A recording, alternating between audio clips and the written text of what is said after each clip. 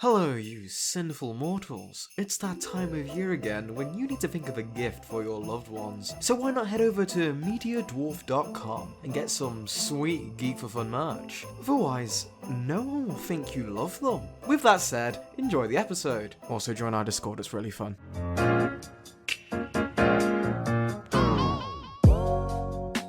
It had only been a few days after the defeat of the Saiyans at the hands of the Justice League, and Prince Vegeta finally awoke.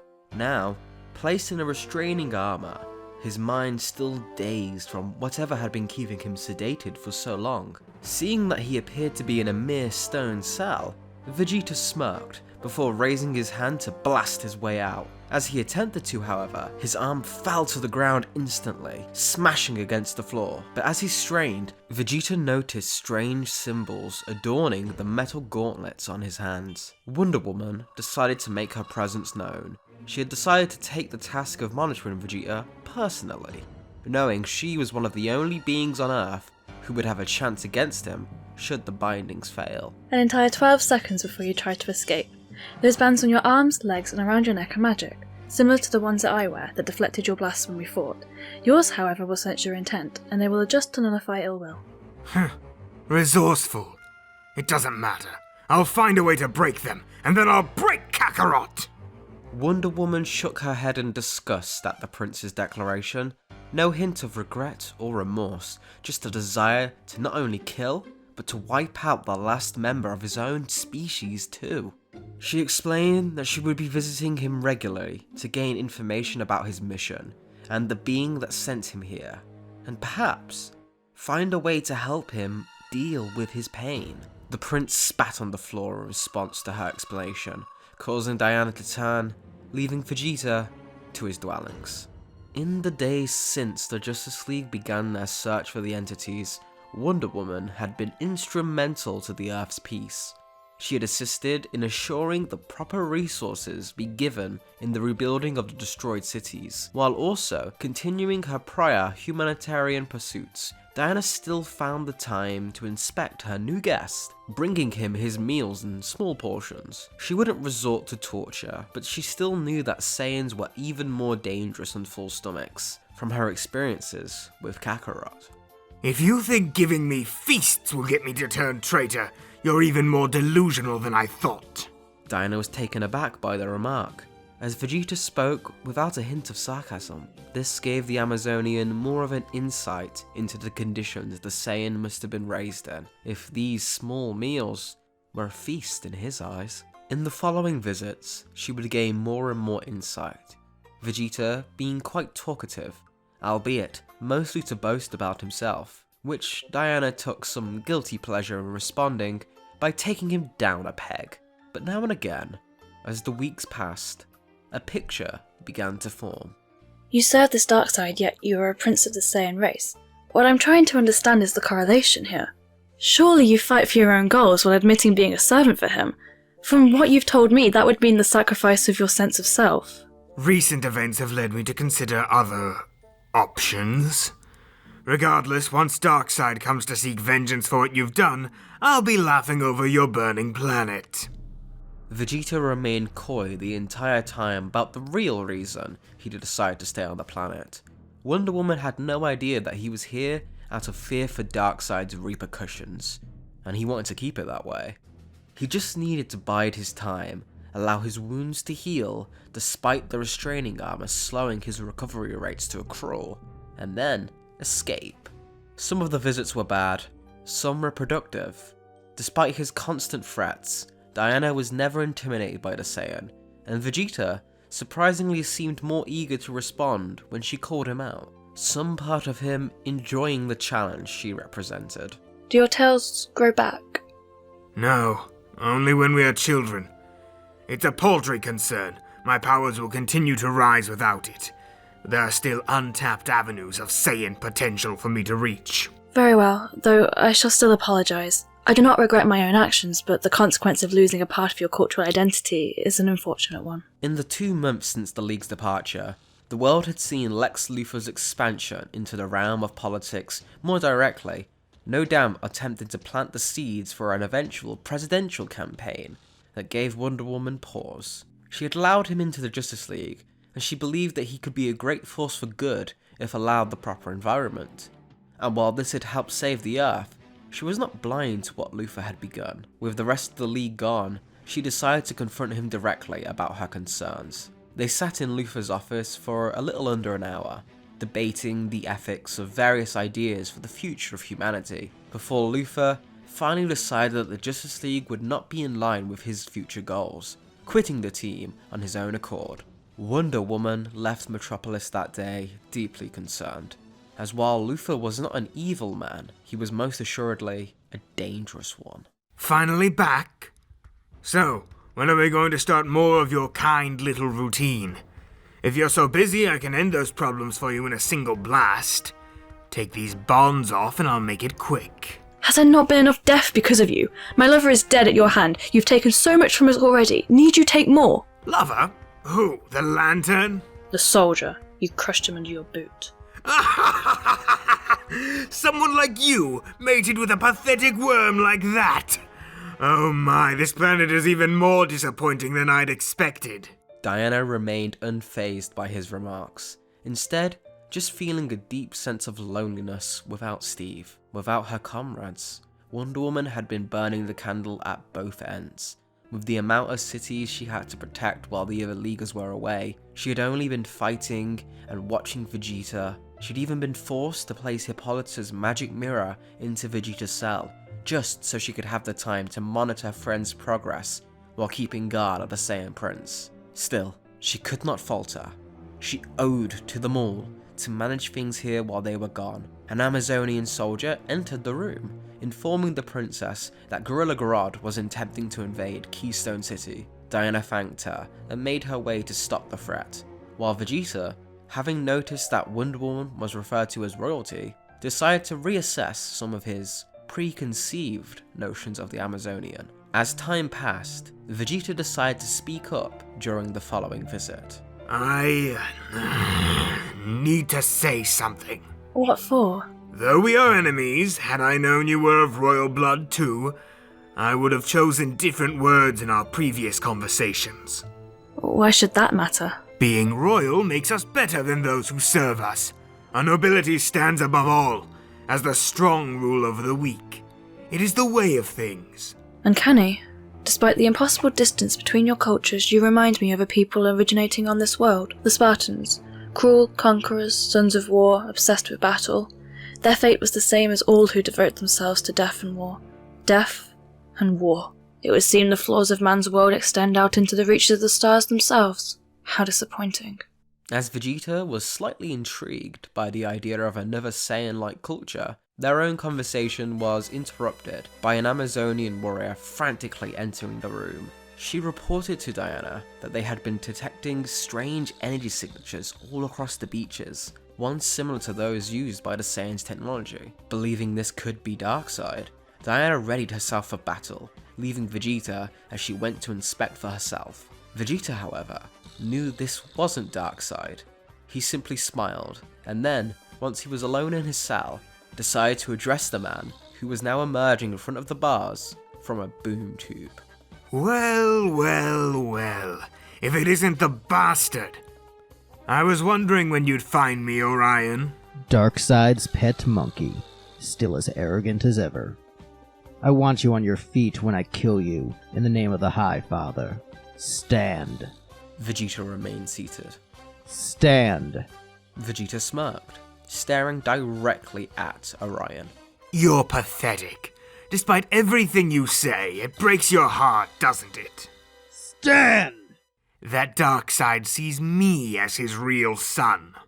Orion roared in anger at the remark, firing a blast from his astro harness into Vegeta's cell. The Prince of Saiyans was ready, having deliberately provoked the new god into making a mistake, and so he lifted his arms in the same manner as he'd seen Wonder Woman do, using his new gauntlets to deflect the blast away from him and into the door of his cell.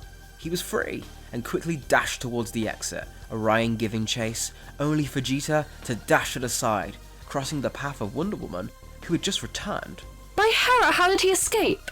The son of Darkseid himself freed me right under your nose. Now together we'll kill you all! Vegeta inwardly laughed at how easy Orion was to set up, directing any opposition from his escape towards the warrior from New Genesis, leading Orion to fight back in anger and making himself fit perfectly as a distraction Vegeta needed. Move it!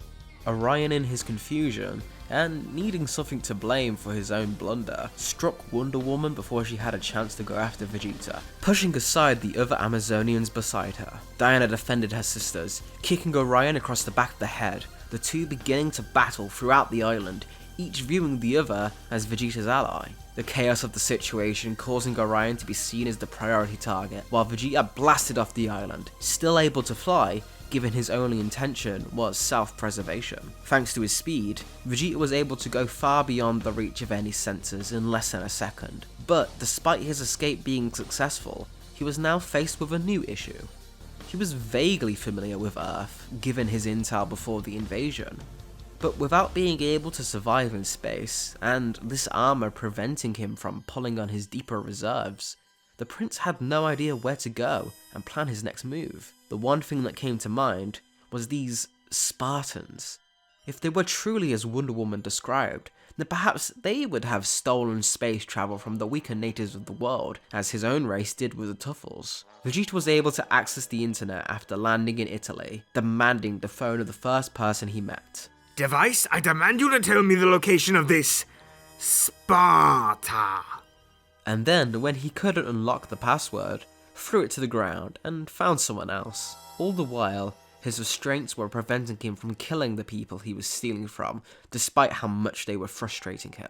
Eventually, he was able to have a terrified citizen show him the location of the Spartans, and to Vegeta's shock, explain what had happened to them. Vegeta walked through the ruins of the Acropolis. He felt like he was in some dreamlike state. Despite being long dead, these ruins still stood as a testament to a people's warrior pride. A small reminder, but one the Saiyan race would never have. He was an inconceivable distance from where Planet Vegeta once stood in the galaxy, yet still, he was overwhelmed with a strange sense of nostalgia. It was the first time he felt at home since he had run away with Nappa and Raditz a lifetime ago. Well, thank you for being kind enough to at least pick a decent burial site. Vegeta's thoughts were brought back to the present, as a beaten Orion stood before him. Wonder Woman had obviously done some damage, but he had managed to withdraw from the island, lock onto Vegeta's genetic code through his mother box, and track him to his current location. Too bad there won't be anything left of you to bury. Vegeta's boasts were hollow. He knew Orion was still a threat in his current state. He had to play this smart, or he'd be finished. The two charged at each other, with Vegeta raising his fist in a bluff, before flying over Orion's head and attempting to escape. But Orion would not fall for the same trick twice, and quickly overtook Vegeta, hitting him with a kick that sent him crashing to the ground. The adopted son of Highfather continued his rage-fueled onslaught, slamming his fist into Vegeta's gut and making the prince cough up blood. Orion lifted Vegeta off the ground with one hand, preparing to gloat, before the Saiyan spat the blood-filling his mouth onto Orion's helmet, blinding the new god, causing him to swing wildly, which Vegeta took advantage of, using a redirecting counter to send Orion's own fist into his face. Orion threw his helmet to the ground and leapt onto Vegeta, pelting the Saiyan with an onslaught of vicious blows. The prince's face was battered and bleeding, but he continued to smile, whispering to Orion every unspeakable thing Darkseid had called his abandoned son. Even without your helmet, you're still hiding your real face. Orion was now beyond simple rage. His blows shook the ground beneath them with every hit, but Vegeta was now able to shift his head in time to dodge these uncontrolled swings and grabbed Orion's discarded helmet, slamming the sharp point of it directly into the new god's eye. Blood gushed from the warrior as he screamed in pain, buying Vegeta a chance to try and limp away, but he felt his legs buckle as he began to move. Orion was a fool, but he knew how to break someone. With blood from his damaged eye rushing down his face, Orion began to look more akin to his father. Vegeta, for a second, seeing the image of Darkseid in the new god's scowl. Orion shot towards the Saiyan, and while Vegeta would continue to try and escape the situation, Orion would not be held back for long. He assaulted the prince from every angle, smashing his face against the ruins, an endless barrage of knees, elbows, and punches raining on top of the beaten warrior. Orion raised his fist for the final blow, but suddenly, his arm was caught by Wonder Woman, and she proceeded to throw Orion off Vegeta like a ragdoll. Enough! He is beaten! Diana had a cut lip and some bruises, but it was clear from her appearance that she'd been the victor of her earlier battle with Orion, only being able to find the two warriors due to the incantations on Vegeta's armor possessing the ability to follow his spirit wherever it went. She stared down Orion as he rose to his feet, prepared to battle the new god again, should it come to that. He is a prisoner of the Amazons. If you wish his death, mine must come first. Orion considered his options, and decided that with the damage he had already taken, fighting this woman again was not going to end well for him, and so decided to forget this day altogether, smashing the coordinates to escape into his mother box to return to New Genesis. I was going to make it quick, you damn ape. You deserve what Darkseid is going to do. The hell I care. You take your comfort with legs here while you can. You bugs deserve each other. Orion vanished through the boom tube, while Vegeta rose to his feet and stood beside Wonder Woman, laughing as best he could, despite his injuries. Running with his tail between his legs. How pathetic. The mightiest of New Genesis, bested by an Earthling princess. At least it seems you're stronger than that fool. Wonder Woman turned to Vegeta in annoyance, his fixation on such a brutal idea of strength disappointing her at every turn. You know nothing of strength. I am an elite from the most powerful race the universe has ever known. I am strength personified. Then why do you serve under a wicked master? All I care about is battle. The only thing that matters to a warrior is strength. That's why I fight for Darkseid, and that's why we will win. No compromises, no morality. Only the purely evil can be truly strong. Wonder Woman, having reached the limits of her patience, threw Vegeta to the ground. She wrapped the Lasso of Truth around his neck and kicked his face into the dirt, holding it there with her foot. That is a lie. Abuse and cruelty is not strength, it is selfish cowardice. Strength comes from doing what is hard, from mercy and love. Here you are, bound by the golden perfect, the Lasso of Truth, under my boot. I could kill you right this second. Couldn't I? The Saiyans struggled mightily against the Lasso's power, the air around them crackling with small sparks as he tried to summon his might through his restraints, but it was to no avail. Yes! Diana wrapped the other end of the lasso around her own hand, compelling herself to speak the truth. Killing you in this moment would be easy. Cruelty is easy. Your power comes from the same source of all cruelty, fear. So tell me, Vegeta, Prince of all Saiyans, what are you afraid of? The Saiyan screamed with all the might he could muster, managing to form an aura around himself, causing the ruins they were surrounded by to begin to crack. But there was no fighting this. He could wipe out civilizations, but he could not overpower the truth, no matter how much he didn't want to accept it. No matter how strong I become, I'll never be stronger than him. For all my power, my pride, it is all insignificant compared to the rock of his unyielding will. Vegeta, Prince of all Saiyans, nothing. Darkseid is. The lasso reveals all lies, even those which we tell ourselves. I was a boy and I saw my father, brother, my entire race wiped out. My birthright crushed and thrown into the wind. I faced the monster that did it.